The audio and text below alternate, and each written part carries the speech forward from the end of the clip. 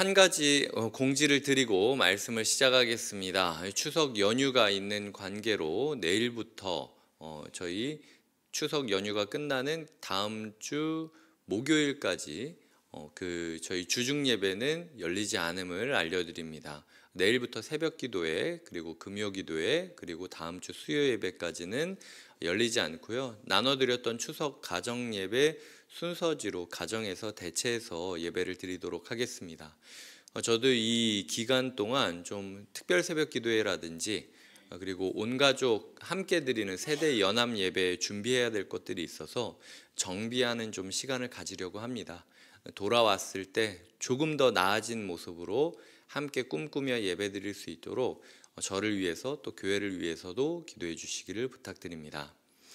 오늘 우리가 묵상하는 아사 왕의 개혁은 먼저 한 알려지지 않은 선지자, 우리가 지금까지 몰랐던 한 선지자의 외침으로 시작됩니다. 2절에 보면 오뎃의 아들 아사랴라는 사람이 아사를 나가서 맞이하죠. 그리고 내 말을 들어라 라고 이야기를 하면서 시작을 합니다. 이전까지는 어디서 나타났는지도 모르지만 이 선지자가 하나님 부흥의 역사의 시작점이 됐던 이유는 딱 하나, 하나님의 영이 임했기 때문입니다. 우리의 인생 가운데 결과적으로 봤을 때 15절에 보면 주 여호와께서 그들을 만나 주시고 그들의 사방에 평안을 주셨다. 우리의 인생 가운데 만약 하나님이 우리를 만나 주시기를 바라신다면, 그리고 사방에 평안이 있기를 원한다면 가장 먼저 기도해야 될 것이 무엇인가? 하나님의 영이 우리의 삶에 임해달라. 그게 아니라면 하나님의 영이 있는 사람이라도 우리 곁에 있게 해달라. 이렇게 기도하는 것이 필요하다라는 것이죠. 아사는 자신이 잘나서 개혁을 시작했던 것이 아니라 하나님의 영이 임했던 사람이 그의 곁에 나와서 말해줬기 때문에 시작됐던 것입니다.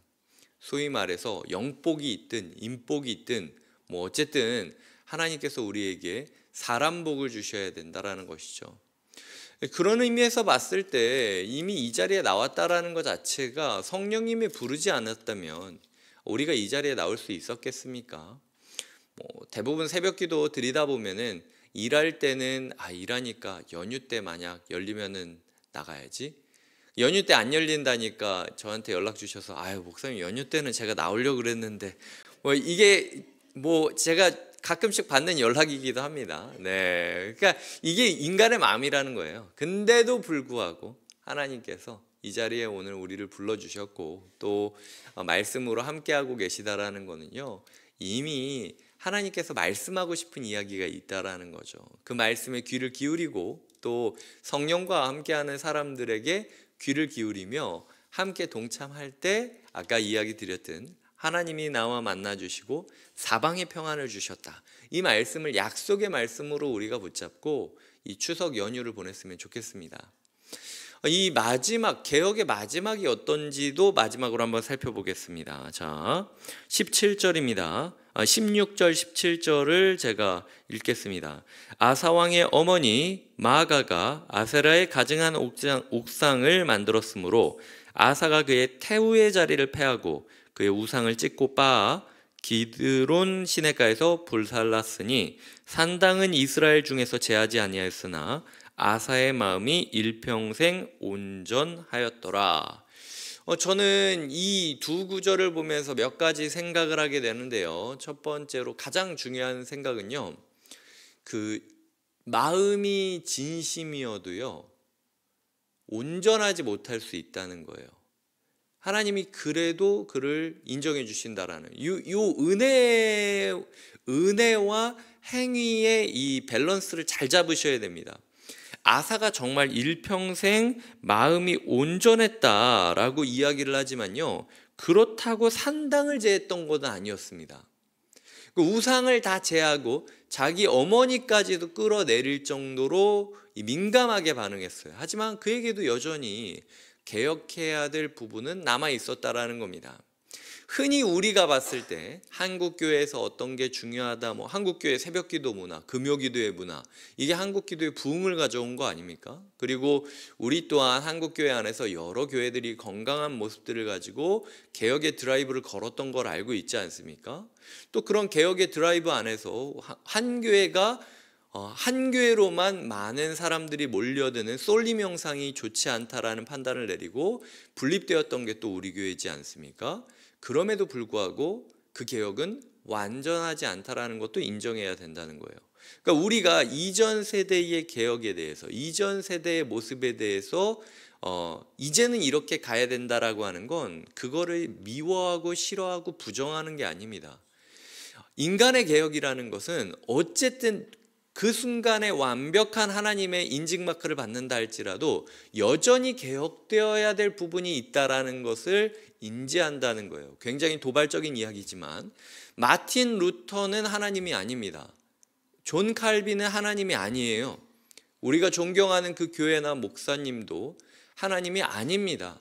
끝까지 개혁되어야 되는 것이고, 그런 부분에 있어서 루터도 칼빈도 이 세상에 있는 모든 건강한 목사들도 자기의 권위에 도전한다고 느끼는 것이 아니라 그게 맞다라고 인정할 겁니다. 중요한 건 어떤 한 상황, 어떤 한 시대를 우리가 우상시 여기면서 이 시대는 완벽했다라고 고정하면 안 된다라는 거예요. 오늘 이 순간 여기로부터 한 걸음 더 나아갈 수 있는 길은 무엇일까라는 것까지를 생각하는 것이 개혁의 물꼬를 이어가는 후계자들이 가져야 될 고민이라는 것이죠.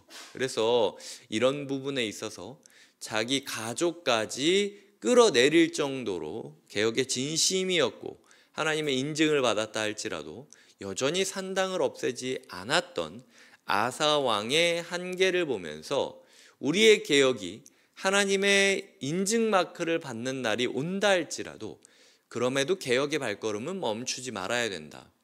개혁이라는 것, 부흥이라는 것, 안전이라는 것은 하나님의 영이 임함으로 시작되고 하나님께서 우리의 산당을 없애지 않은 부족함에도 불구하고 의롭다 여겨주심, 이 정도면 잘한 거야 라고 여겨주심으로부터 시작되는 거다.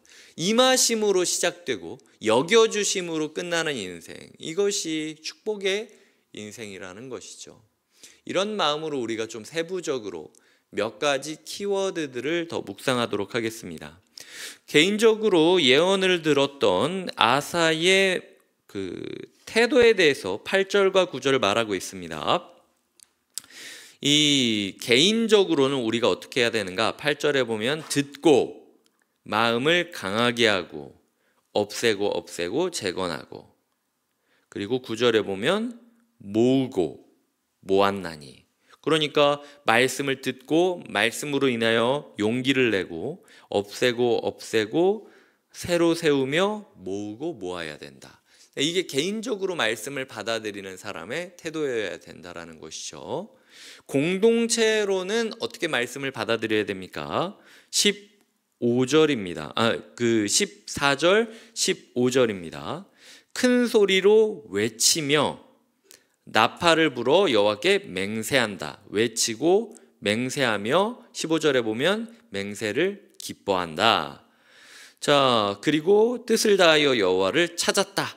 이렇게 된다는 거죠. 그래서 우리가 공동체적으로는 큰 소리로 외치고, 그리고 여호와께 피리와 나팔을 불면서 맹세하고, 그리고 그 맹세를 기뻐하며 찾는 것이 필요하다라는 거죠. 이게 교회의 역할이고요, 교회의 태도고, 8절 9절은 개인적인 적용이라는 것이죠.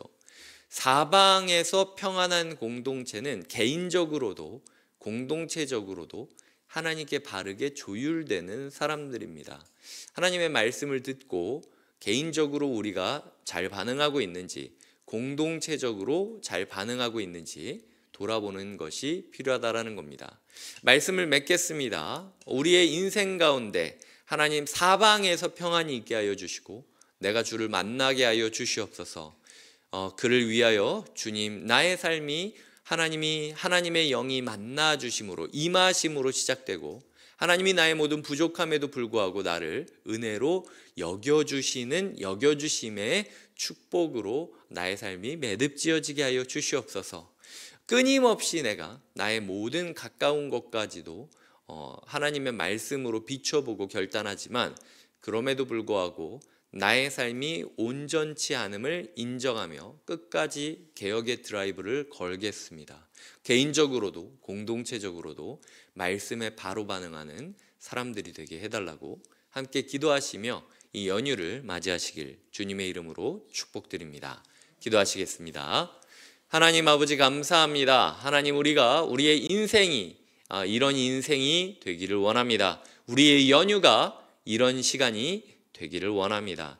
하나님이 나를 만나주시고 사방에서 안전하고 평안한 것을 경험하는 것, 하나님의 영이 우리에게 임하게 하여 주시고, 하나님께서 우리의 모든 부족함에도 불구하고 우리를 은혜로 여겨주시며, 그 여겨주심 그늘 가운데 우리가 끝까지 우리의 부족함을 기억하며 개혁의 드라이브를 개인적으로 공동체적으로 걸게 하여 주시옵소서. 예수님의 이름으로 기도드립니다. 아멘.